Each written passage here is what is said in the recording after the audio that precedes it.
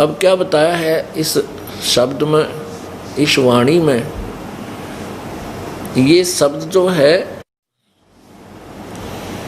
वैसे कबीर परमेश्वर जी का है। इसमें लास्ट वाली जो लाइन है तो इनमें परिवर्तन है और इसके स्थान पर परमेश्वर की एक वाणी और है एज इट इज ज्यों की त्यों। वो कबीर शब्दावली के अंदर लिखी हुई है। उसमें एक और दोहा है, एक और कली है उसमें। भाई उठ सवेरे ओका भर लिया के जाग्या नर भाग रे। उठ सवेरे ओका भर लिया के जाग्या नर भाग रे। राम भजा ना सुमरण की ना फूटे तेरे बाग रे, फूटे तेरे बाग रे। मान लीजिए ये दो तरह का जागना बताया है।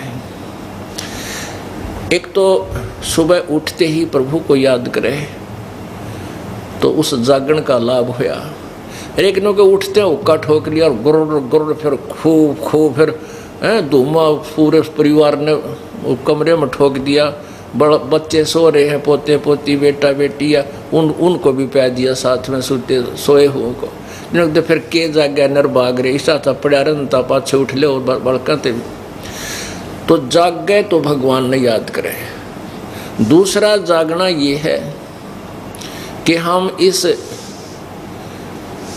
काल की, इस माया का मोह ममता की नींद में हम सोए पड़े हैं और परमात्मा की ये प्रेरणा, ये आवाज़ प्रभु की जो ये दास लगा रहा है, एक परमात्मा का भेजा हुआ कुत्ता बनकर आप धनियों को जगा रहा है भौंक भौंक के। तो कहते हैं वो जाग गए वो, और जाग के फिर भक्ति पर लग जावें। तो जगना ये है कि तू जिस व्यवस्था को, इस संसार को, संपत्ति को, परिवार को अपना मान रहा है, ये तेरा को नहीं, ये तेरा नहीं है, ये जागना है। ये भगवान के बच्चे हैं, वो तेरे संयोग संस्कारवश तेरे पास आए हुए हैं। अपना अपना संस्कार पूरा होते हुए वो चले जाएंगे, तेरे डांटे नहीं डटेंगे। जिसका भी जब संयोग पूरा हो जाएगा वो वहीं शरीर छोड़ जाएगा, किसी के रोके नहीं रख सकते। मेरी शरण में आ जाओगे, प्रभु की शरण, कबीर परमेश्वर कहते हैं मेरी शरण में आ जाओगे तो मैं फिर तुम्हारे ये जो संस्कार है इनको भी ठीक ढंग से पूरे करवा दूंगा। और मान लीजिए किसी बालक की मृत्यु होनी है और उसने नाम ले लिया और वो सही नियम पर रुक रहा है तो उस बच्चे को भी जीवन दे दूंगा। मेरी तो सारी ये आत्मा मेरी है, तो उसका भी कल्याण करूंगा और तुम्हारे चोट भी ना लगेगी, बेटा मर गया, उनका तुम्हारा लेन देन भी ठीक करवा दूंगा। पर तुम गफलत कर जाते हो परमात्मा के चरणों में। मान लीजिए आपका ऐसा शुभ संस्कार है कि अभी कोई चोट लागनी नहीं और आप इस शरण में आ गए, आपको और लाभ गणा मिलेगा, क्योंकि पहला संस्कार तो अच्छा है यार, साथ में ये मालिक का और एक्स्ट्रा ऐड मिल गई तो और गुणे सुखी हो जाओगे। फिर क्या होगा, फिर आप गफलत अवश्य करोगे। ये नियम है इस काल का, इस लोक का। और गफलत करोगे तो कितना लोक लाज में आकर कोई नियम भंग कर दोगे। और नियम भंग होने के बाद मान लीजिए कोई ऐसा बुरा संस्कार आपका आसपास था कि जिससे कोई घटना, दुर्घटना जबरदस्त घटनी थी, तो फिर वह घट जाएगी, वो आपका चोट लग जाएगी, क्योंकि आपने परमात्मा का जो कंबल दिया था सर्दी से बचाव के लिए वो उतार दिया, फिर नमूनिया होगा ही होगा। तो परमेश्वर क्या कहते हैं कि ऐसा जो आपको दुख निवारण नहीं करूंगा जिससे तेरा मोक्ष मार्ग में बाधा बढ़े। इसलिए परमात्मा हमें क्या याद दिलाते हैं कि तुम एक डिमांड और कर लियो। कहते सुख के माथे पत्थर पड़ो जो नाम हृदय से जावे, बलिहारी उस दुख के जो पल पल नाम रटावे। कि हे भगवान ऐसा सुख भी ना दिए जिससे तेरा नाम भूल जाऊं, आग लगे से सुख है। और वो दुख, ऐसा दुख भी वरदान है हमारे लिए जो आपकी याद दिलाता रहे, रह रह के आपको याद करता रहूं। ऐसा दुख भी दिए रखना परमात्मा कि तेरी भूल ना पड़ जाए। तो ऐसा परमेश्वर अवश्य रखेगा आपको पार करने के लिए।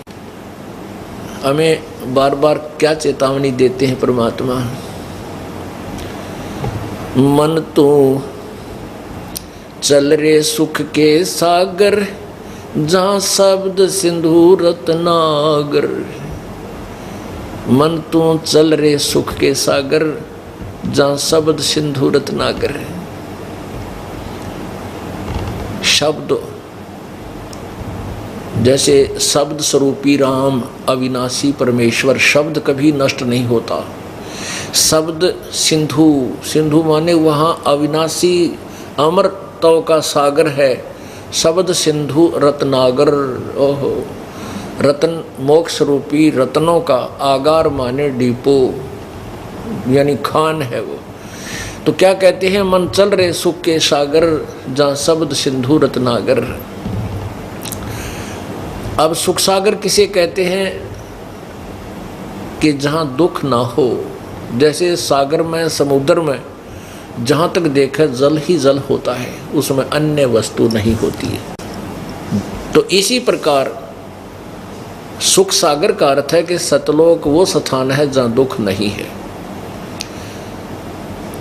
शंखों लहर मेहर की उपजें, कहर नहीं जा कोई। दास गरीब अचल अविनाशी, सुख का सागर सोई। शंखों लहर मेहर की उपजे, जैसे दिन में या 2-4 दिन में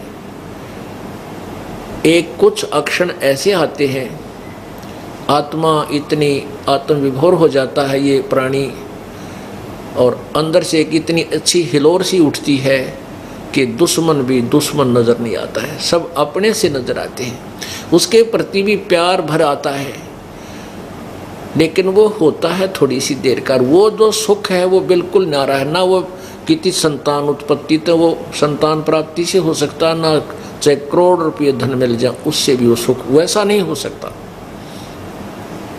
वो शंखों लहर मेहर की उपजे, उस सतलोक के अंदर ऐसी ऐसे सुख, ऐसा ऐसा जो प्रेरणाएं हैं, हिलोर शंखों लहर मेहर की उपजे, और कहर नहीं जा कोई। यहाँ तो वो कुछ ही अक्षरों की होती है मेहर की लहर, यानी सब पर दया आती है, और उसके बाद फिर वो जो के तो कहर की लहर, नो कर दूंगा नो कर दूंगा। वो लड़का आज फेल हो गया, देख उसने 1 साल खो दिया, भैंस नहीं हुई, काटड़ा मर गया, यानी इस तरह के फिर वो कहर की लहर शुरू हो जाती है। यहाँ तो मच्छर से लड़े मिनट मिनट में इस पाप कर्मों के प्राणी के।